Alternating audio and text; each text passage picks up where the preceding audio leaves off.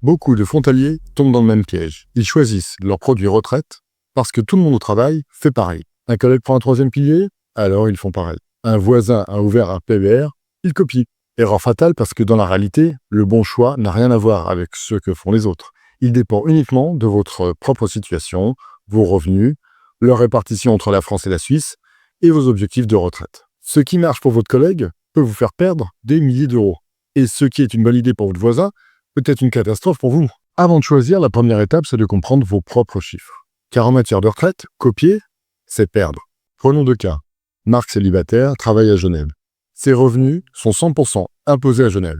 Résultat, il profite à fond du troisième pilier. Claire et Julien, eux, ont des revenus mixtes. Elle gagne son argent à Genève, lui en France. Ils ne remplissent pas les conditions du quasi-résident et pour eux, seul le PER français permet de réduire efficacement leurs impôts. Moralité, ne copiez pas vos collègues frontaliers, leur situation fiscale n'est pas la vôtre. Le PER, c'est une arme redoutable pour les frontaliers imposés en France. D'abord, il permet de réduire directement vos impôts. Si vous êtes dans une tranche à 30%, 10 000 euros versés, c'est 3 000 euros d'impôts en moins. C'est comme si l'État finançait une partie de votre retraite. Ensuite, le PER, c'est la liberté de placement. Vous choisissez vos supports, vos fonds, vos stratégies. Comme une assurance vie, vous pouvez être prudent, dynamique, ou même viser des produits à rendement défini. Et surtout, le temps joue pour vous. À 7% de rendement annuel, votre capital double en 10 ans.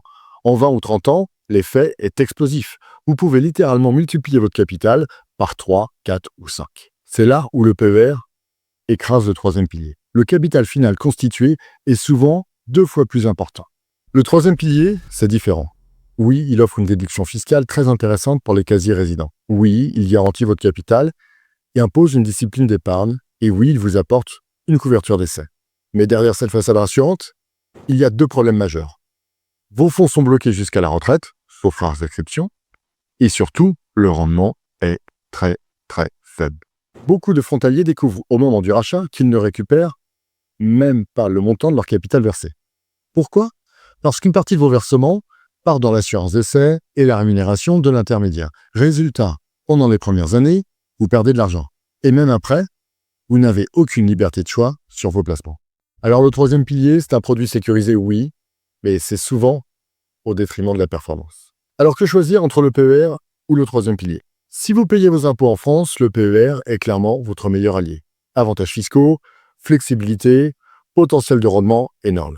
Si vous payez vos impôts à Genève et que 90% ou plus de vos revenus viennent de Suisse, le troisième pilier garde son intérêt. Mais il faut être conscient de ses limites, surtout en termes de rendement. Au final, ce qui compte, ce n'est pas seulement la défiscalisation. Ce qui compte, c'est le capital que vous aurez réellement au moment de la retraite. Et là, dans la grande majorité des cas, le PER l'emporte haut la main. Si vous souhaitez en apprendre plus ou si vous souhaitez être accompagné dans vos démarches, n'hésitez pas à nous contacter sur notre site retraite-frontalier.com ou à laisser un commentaire ou une question sous la vidéo. À très bientôt.